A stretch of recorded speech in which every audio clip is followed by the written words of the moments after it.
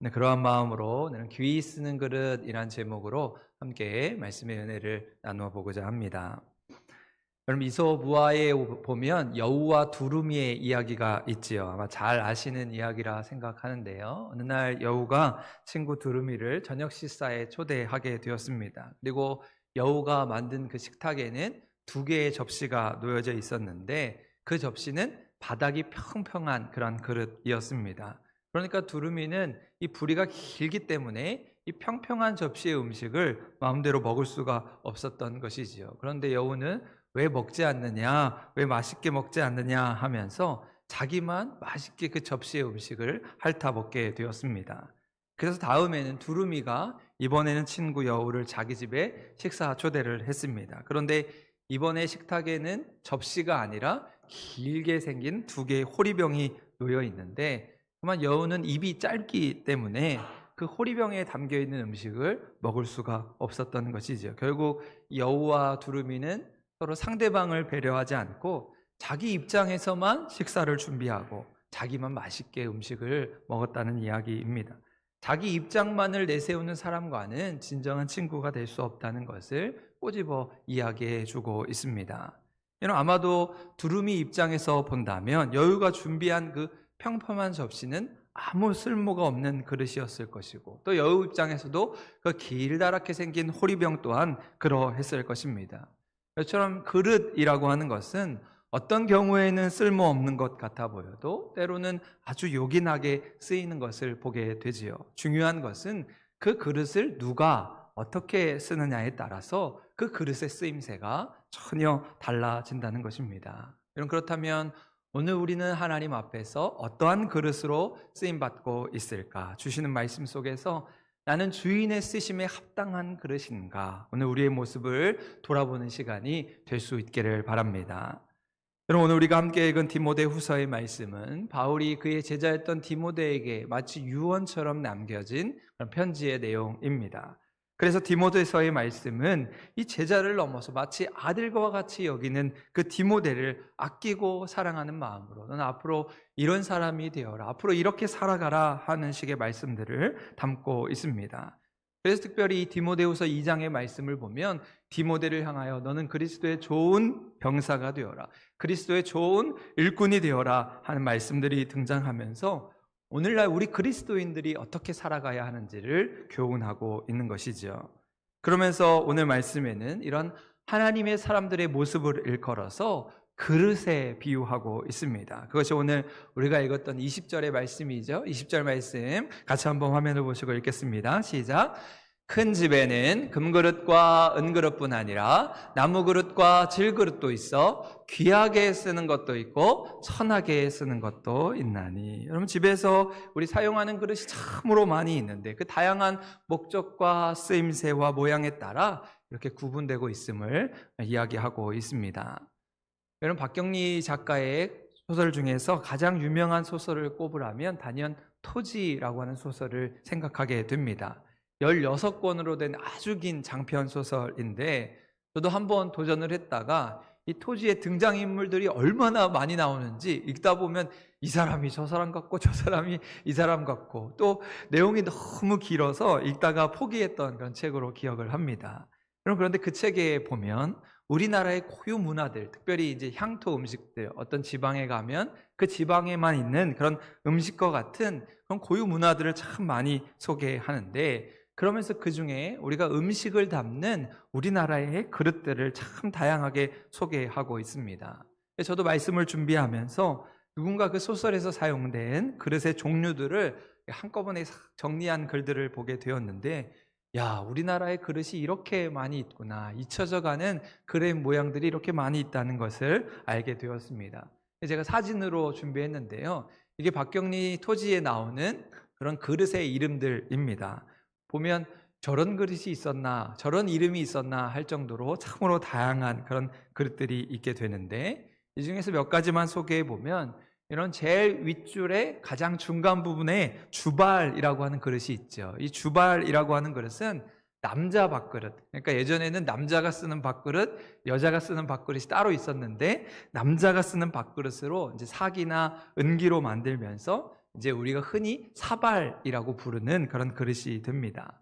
또 우리 중간 두 번째 줄에 두 번째 그릇을 보면 바리라고 하는 그릇이 있는데, 이건 노쇠로 만든 여자 밥그릇을 의미하게 됩니다. 우리 여자들처럼 날씬하게 생겼죠? 조금 먹으라고 저렇게 담겨져 있는 것 같습니다. 또 밑에 보시면 맨 밑쪽에 세 번째 반병두리라고 하는 그릇이 있는데, 둥글고 바닥이 평평한 그러니까 노쇠 그릇인데, 이제 우리가 흔히 국그릇이라고 부르는 그런 그릇입니다. 또 우리 중간 부분 두 번째 줄에 맨 끝에 보시면 종지라고 하는 그릇이 있습니다. 여러분, 종지라는 그릇은 잘 아시죠? 우리가 간장 종지, 고추장 종지, 이렇게 장류의 음식을 담을 때 쓰는 작은 그릇을 의미하게 됩니다. 여러분, 이처럼 우리나라에서 쓰이는 이런 다양한 그릇의 모양과 쓰임새처럼 어쩌면 우리의 인생도 이렇게 참으로 다양할 수 있겠다 이야기하고 있는 것이지요. 금그릇, 은그릇, 나무그릇, 질그릇이 있는 것처럼 우리의 삶의 각양각색의 모습들이 함께 어우러져 살아가고 있는 오늘날 우리의 모습을 성경은 이야기하고 있습니다. 그러면서 오늘 디모데후서의 말씀은 그러한 다양한 그릇들이 있는데, 그러한 귀한 그릇들이 귀하게 쓰이는 것과 천하게 쓰이는 것으로 구분된다고 말씀하고 있습니다. 그래서 간혹 사람들은 이러한 말씀을 보면서 오해를 하죠. 금그릇, 은그릇은 보기에 좋아 보이고 비싸 보이고 사람들이 탐내는 그릇이니까 귀하게 쓰이는 그릇이고, 나무그릇, 질그릇, 이거 아무렇게나 쓰이는 것이니까 천한 그릇이다, 우리가 흔히 오해를 하게 됩니다. 하지만 성경은 우리를 향해서 금그릇 빼라, 은그릇 빼라 말씀하지 않으시죠. 하나님께서 사용하시는 귀한 그릇과 천한 그릇의 기준은 겉모양에 있지 않음을 말씀하고 있습니다. 그렇다면 어떤 그릇이 하나님이 사용하시는 귀한 그릇일까? 오늘 말씀에서 그 기준을 분명하게 소개하고 있는데요. 오늘 말씀을 묵상하다 보면 마음에 담을 만한 참 귀한 구절들이 구석구석에 있음을 보게 됩니다. 그러면서 하나님이 쓰시는 귀한 그릇이란 어떠한 그릇인가, 오늘 말씀에 비추어서 몇 가지로 살펴보고자 합니다. 먼저 하나님이 귀히 쓰시는 그릇은 부끄러움이 없는 하나님의 사람을 일컫게 됩니다. 그것이 오늘 우리 함께 읽은 15절의 말씀인데요. 15절 말씀 같이 한번 읽겠습니다. 시작. 너는 진리의 말씀을 옳게 분별하며 부끄러울 것이 없는 일꾼으로 인정된 자로 자신을 하나님 앞에 드리기를 힘쓰라. 오늘 디모데후서의 말씀을 묵상하면서 가장 먼저 이 15절의 말씀을 묵상해 봤습니다. 하나님이 귀히 쓰시는 그릇, 하나님께서 귀히 쓰는 사람은 누구일까? 그것은 바로 하나님 앞에나 사람 앞에 부끄러움이 없는, 자신을 하나님 앞에 내어드리는 사람이라는 것을 깨닫게 됩니다. 그러면서 이 말씀을 묵상하는 가운데 예수님께서 들려주셨던 10처녀의 비유가 생각이 났습니다. 등을 들고 신랑을 맞으러 나가는 그 10처녀에 대한 말씀이죠. 혼인잔치에 신랑이 올 때 그 등불을 켤 수 있는 기름을 준비하고 신랑을 기다려야 하는데, 그런데 그만 당장 눈앞에 보이는 즐거움만을 생각하고 그 기름을 준비하지 못했던 5명의 처녀는 부끄러움을 당했다는 이야기입니다. 그런데 그 이야기에서 그 미련한 처녀들이라 불린 모습들을 생각해 보면 그들이 대단한 죄를 지은 것은 아닙니다. 하지만 기름을 준비하지 못해서 그 잔치집에 들어가지 못하는 부끄러움을 당했다는 것이죠. 하나님이 사용하시려고 할 때 준비되지 못하고 내일을 대비하는 지혜가 부족할 때 우리는 부끄러움을 당할 수밖에 없다는 것입니다. 그 뒤에 이어지는 달란트의 비유도 마찬가지이지요. 5달란트, 2달란트 받은 자는 주인의 말에 순종해서 성실하게 그 사명을 감당했을 때 착하고 충성된 종이라 칭찬받으면서 하나님께 인정받았습니다. 반면에 당장의 눈앞에 보이는 편안함과 이익을 쫓았던 그 1달란트 받았던 사람은 주인이 돌아왔을 때 악하고 게으른 종이라 책망당하면서 슬피 울면서 주인의 집에서 쫓겨나는 신세가 되었던 것이죠. 여러분, 이처럼 우리가 하나님 앞에서 부끄러움을 당하지 않기 위해서 하나님께 충성된 일꾼이 되어야 합니다. 여기에서 이 충성이라는 말을 다른 말로 하면 신실함 정도로 이야기할 수 있습니다. 그러니까 우리나라에 충성하다라고 하는 말은 신실하다, 믿을만하다라는 말이 된다는 것이죠. 주인이 어떤 일을 맡겼을 때 얘는 정말 잘할 거야, 충분히 잘해낼 거야, 그렇게 어떤 일이든 믿고 맡길 수 있는 것, 그것이 충성되다의 뜻이 된다는 것입니다. 예를 들어서 제가 어떤 학생한테 종이 한 장을 주면서 이것 좀 복사해 달라고 부탁을 했는데 그때 학생이 복사를 안 하고 그냥 자기 하고 싶은 대로 놀러 가 버렸다면 여러분, 제가 어떻게 그것을 다시 부탁할 수 있겠습니까? 다음에 부탁을 했는데도 또 그랬다면, 그런 일이 반복되면 다음에는 그 학생에게 그 일을 맡길 수 없는 것이지요. 여러분, 하나님께서도 마찬가지입니다. 하나님께서 사람을 통하여서 그분의 계획과 뜻을 이루어 가시기 때문에 지금 일할 만한 자를 찾고 계시는데, 내가 이 작은 일에 충성할 때 하나님께서 나로 더 큰 일을 맡기신다는 것이지요. 그래서 사도 바울은 오늘 말씀에 이어지는 디모데후서 4장의 말씀에서 그의 삶을 이렇게 고백합니다. 나는 선한 싸움을 싸우고 나의 달려갈 길을 마치고 믿음을 지켰다. 내가 이렇게 하나님 앞에 열심히 살아오면서 내 신실함, 내 믿음을 하나님 앞에 지켰다고 고백하고 있습니다. 하나님 앞에 부끄럽지 않은 삶으로, 전도자의 삶으로 평생을 살아오면서 부끄러움이 없는 모습으로 사명을 감당했기에 마지막 순간에 내 믿음을 지켰다고 고백할 수 있는 것이죠. 여러분, 오늘 우리도 이 시간 주시는 말씀 속에서 나는 하나님께 부끄러움이 없는 사람인가, 나는 하나님께 믿을 만한 사람인가 되돌아보면서 하나님께서 귀히 쓰는 그릇으로, 하나님께 귀한 일꾼으로 쓰임받는 우리 한사람교회 모든 성도 될 수 있기를 간절히 소망합니다. 두 번째로 하나님께서 귀히 쓰는 그릇은 깨끗한 마음을 가진 사람이지요. 그것이 오늘 21절의 말씀인데요. 21절 말씀 같이 한번 읽겠습니다. 시작.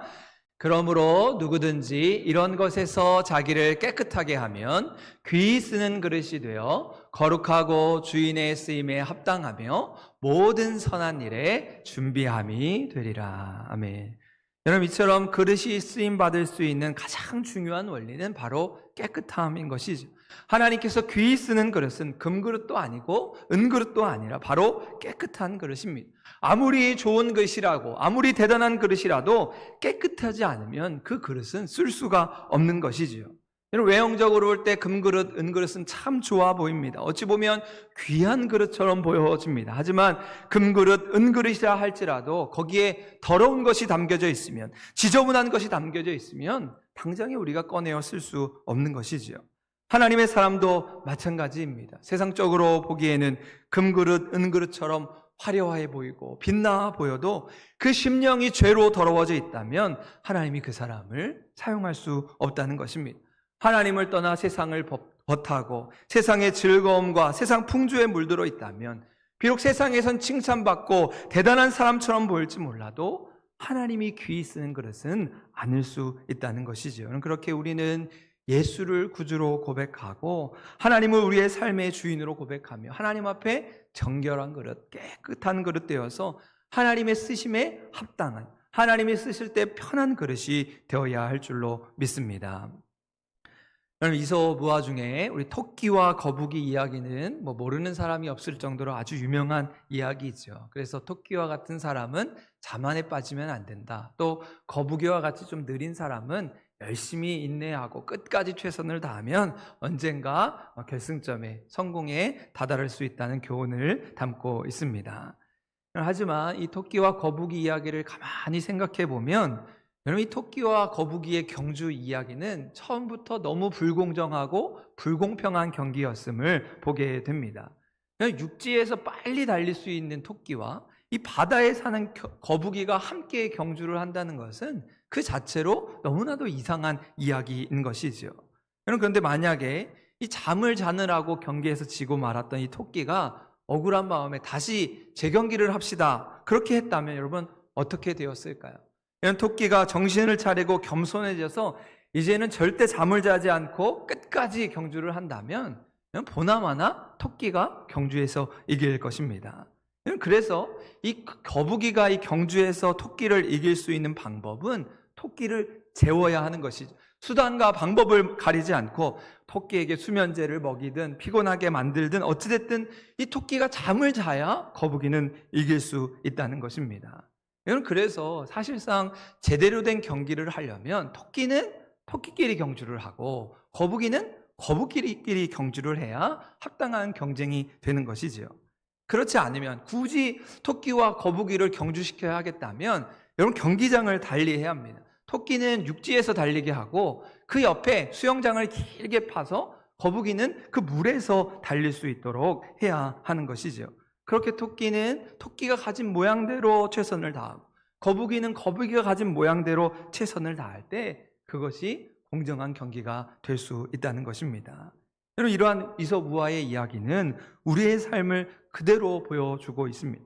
어떤 사람은 토끼로 태어나서 토끼로 살아가고 어떤 사람은 거북이로 태어나서 그 모양대로 살아가게 됩니다. 그런데 때로 우리는 모두가 부러워하는 그 긴 다리를 가지고 빨리 달릴 수 있는 토끼가 되려고 아둥바둥 살아가려는 것이죠. 또 토끼가 될 수 없는 거북이는 늘 불공평하고 불공정하다면서 그 경기를 포기하려고 할 때가 있습니다. 저는 그래서 이 정의론이라고 하는 책의 저자인 존 롤스는 이런 출생과 재능에 의한 우연적인 요소로 인해 발생하는 이 불평등의 간극을 위해서 좁히기 위해서 참으로 노력한 사람입니다. 이 자본주의 사회는 이런 불평등이 만연한 사회이다. 외형적인 환경에 따라 사람의 모양에 따라서 이런 불평등이 생겨난다. 그렇기 때문에 이 사회가 문제이다. 이것이 고쳐져야 한다고 주장했던 사람입니다. 여러분 이처럼 세상의 관점에서 보면 외형적인 모양, 태생적인 환경에 따라서 불공평한 투성이의 모습들을 보게 됩니다. 그리고 어떤 사람들은 내가 흙수저로 태어나서 금수저가 되지 못한 것에 좌절하고 절망하면서 불행 가운데 살아가게 되는 것이지요. 하지만 우리는 이런 세상의 관점이 아니라 하나님의 눈으로 우리 인생이라고 하는 그릇을 바라볼 때 그 중에 가장 중요한 것은 내가 금그릇 되느냐 은그릇 되느냐가 아니라 하나님께서 귀히 쓰는 그릇이냐 천히 쓰는 그릇이냐에 있음을 기억해야 한다는 것이지요. 그리고 그렇게 하나님께서 귀히 쓰는 그릇은 자기를 깨끗하게 하고 주인의 쓰심에 합당하면서 모든 선한 일을 위해 준비된 그릇이라 말씀하고 있는 것입니다. 여러분 오늘도 우리가 그 하나님 앞에 깨끗한 마음을 가지고 하나님 앞에 귀하게 쓰임받는 우리 모든 한사랑교회 성도 될 수 있기를 간절히 소망합니다. 마지막으로 하나님께서 귀히 쓰는 그릇은 하나님께 사로잡힌 사람입니다. 오늘 우리가 읽지는 않았지만 우리 뒷부분 26절에서 그것을 이야기하는데요. 우리 오늘 말씀이 참 귀한 말씀이라고 생각합니다. 우리 26절 말씀 같이 한번 읽겠습니다. 시작. 그들로 깨어 마귀의 올무에서 벗어나 하나님께 사로잡힌 바 되어 그 뜻을 따르게 하실까 함이라. 아멘. 하나님의 뜻을 따르게 하실 때 하나님께서 귀한 그릇으로 택하여 그를 사용하실 때 그 사람은 하나님께 사로잡힌 사람이라 말씀하고 있습니다. 여기에서 사로잡혔다라고 하는 말의 원뜻은 노예가 되었다, 종이 되었다는 의미를 담고 있습니다. 그러니까 우리가 하나님께 사로잡혔다는 것은 하나님이 우리 인생의 주인 되셔서 내가 평생 그분의 종으로 살아가겠다는 다짐을 의미하는 것이죠. 오늘 디모데에게 교훈하고 있는 사도 바울 자신은 주님을 만나기 전에 율법에 사로잡힌 사람이었습니다. 평생 율법의 노예로 살아가면서 마귀의 올무에 매여서 하나님의 방해꾼 노릇을 했던 것이지요. 하지만 다메섹 도상에서 부활하신 예수님을 만나고 회심한 바울은 이제 예수님께 사로잡혀서 예수님의 종으로 평생을 살아가게 됩니다. 예수님께 사로잡힌 바울, 예수님을 위해 살아가는 바울이 되었던 것이지요. 그래서 빌립보서 3장 12절에서 그의 삶을 이렇게 고백하죠. 내가 이미 얻었다 함도 아니요 온전히 이루었다 함도 아니라 오직 내가 그리스도 예수께 잡힌 바 된 그것을 잡으려고 쫓아가노라. 예수님께서 나를 다메섹 도상에서 만나주시고 나를 붙잡아 주셨는데 이제 내가 그 예수님께 사로잡힌 바 되어서 그분의 뜻과 그분의 영광을 위해 살아가겠노라 고백하는 것을 보게 됩니다. 여러분 이처럼 우린 거룩하신 하나님, 우리의 구원자 되시는 예수님께 사로잡힌 바 되어 세상 그 무엇과도 바꿀 수 없는 평안과 기쁨을 가지고 살아가야 하는 것이지. 세상 사람들은 돈의 노예가 되고 즐거움과 쾌락의 노예가 되고 음란함의 노예가 되어서 그 험한 것을 붙잡고 한숨 쉬고 좌절하고 절망하며 살아가지만 오늘 우리는 어떤 외모나 외형적인 환경이 아니라 우리의 중심을 보시는 하나님, 우리 마음의 깨끗함을 보시는 하나님, 우리를 귀히 쓰기 원하시는 그 하나님께 붙들리어 하나님께 사로잡힌 바 되어서 하나님께서 귀히 쓰시는 귀하고 복된 하나님의 사람들 될 수 있기를 간절히 소망합니다. 여러분, 그렇게 오늘 말씀을 마치면서 하나님께 귀하게 쓰임 받으신, 또 쓰임 받고 계시는 우리 선교사님 한 분을 소개하려고 하는데요. 그분의 성함은 이재훈 선교사님, 우리 박재현 선교사님이십니다. 사진을 준비했는데, 제가 미국에서 세미나를 갔을 때 선교사님이 세미나에 같이 오셨더라고요. 그래서 제가 너무 반가운 마음에 같이 이렇게 사진을 찍었는데, 이 선교사님이 현재 우리 아프리카 마다가스카르라고 하는 섬에서 이 현지인들의 질병과 싸우면서 의료 선교를 통해서 복음을 전하고 있는 아주 참 귀하신 분입니다.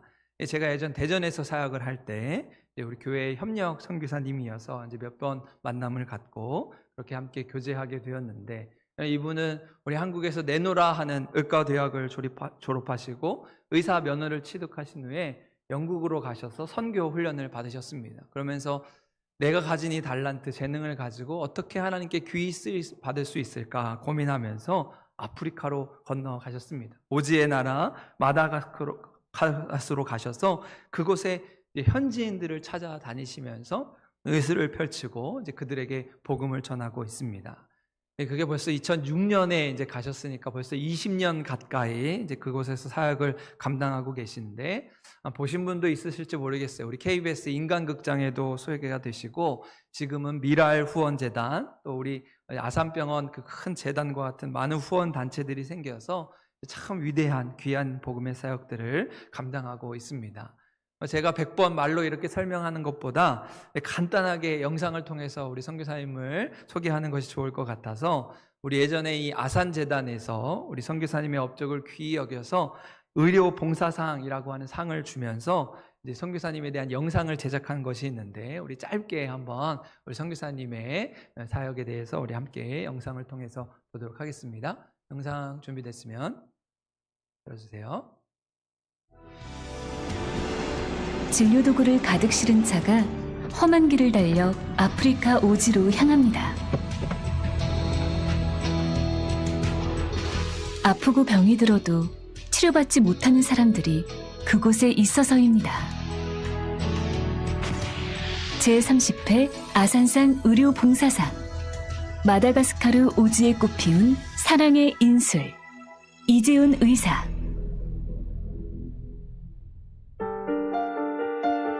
의료 선교사를 꿈꾸던 14살 소년. 마침내 꿈을 이룬 이재훈 의사가 향한 곳은 세계 132 최빈국인 아프리카 마다가스카르였습니다. 진료를 받으러 나갈 차비가 없어서 못 가는 경우가 너무 많은 거예요. 이 사람들한테 가장 중요한 거는 누군가가 찾아와서 진료를 해주는 방법밖에는 없겠구나, 이런 생각을 하게 된 겁니다. 1000명당 의사가 0.14명의 열악한 의료 상황에 지역 대부분이 무이촌인 마다가스카르. 이에 이재훈 의사는 환자를 직접 찾아가는 이동 진료를 시작했습니다. 현재까지 105회, 이동거리 16만 킬로미터, 무려 지구 4바퀴의 거리를 돌며 5만여 명의 환자들을 만났고 그들을 죽음의 문턱에서 살려냈습니다.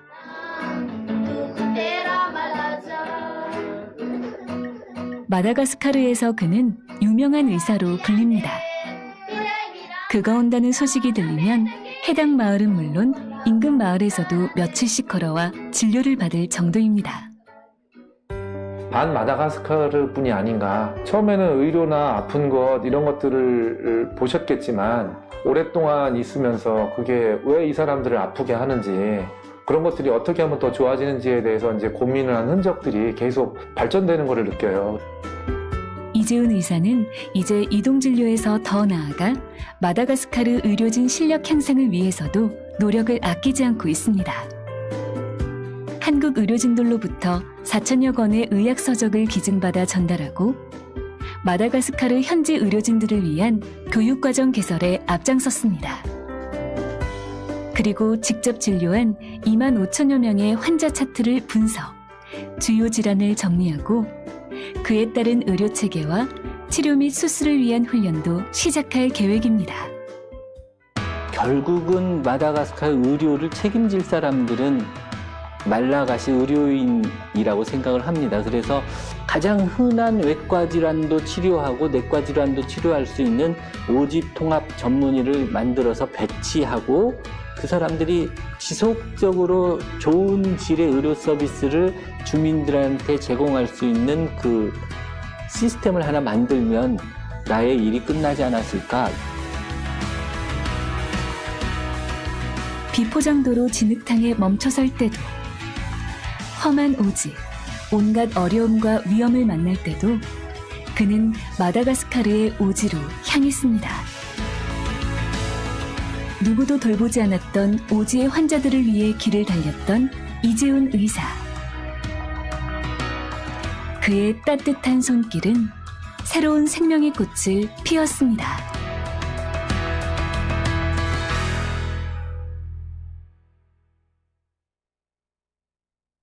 이렇게 짧은 영상으로 선교사님의 사역을 다 이해할 수는 없지만 생각해 볼 때 참으로 하나님이 기이 쓰는 사람이 아닌가, 하나님께 귀히 쓰임 받는 그릇이 아닌가 생각을 해보게 됩니다. 지금은 이제 어느 정도 자리를 잡으셔서 이제 귀하게 사역을 감당하시지만 처음에는 정말 그 오지를 다니면서 우리 영상에 보는 것은 차가 빠지고 또 그 아프리카의 무당들이 얼마나 험한지 그 무당들과 싸워 가시면서 또 그 아프리카의 편견에 맞서서 참으로 힘들게 그 사역을 감당하셨던 것을 보게 됩니다. 의사로서 한국에서 살면 아주 편하게 호의호식하며 사람들의 존경을 받으며 살아갈 수 있겠지만 오직 예수님께 사로잡힌 바 되어서 하나님의 영광과 복음을 위해서 그가 가진 달란트를 위해서 사용하고 계시는 하나님의 그릇, 하나님의 사람이란 생각을 해보게 됩니다. 여러분, 오늘 우리는 어떠한 그릇으로 하나님 앞에 서 있습니까? 부끄러움 당하지 않은 하나님의 일꾼으로 깨끗한 마음을 가지고 우리의 삶을 하나님께 드려서 그 하나님의 선한 신일에 내가 사용될 수 있도록 금그릇, 은그릇, 나무그릇, 질그릇 그 모양이 어떠하든지 하나님이 귀히 쓰는 일꾼이 되어서 하나님께 꼭 필요한 하나님의 사람들로 하나님께 붙들림 바 되어 살아갈 수 있는 우리 한사람교회의 모든 믿음의 식구 될 수 있기를 주님의 이름으로 간절히 축원합니다. 아멘. 이 시간도 우리 함께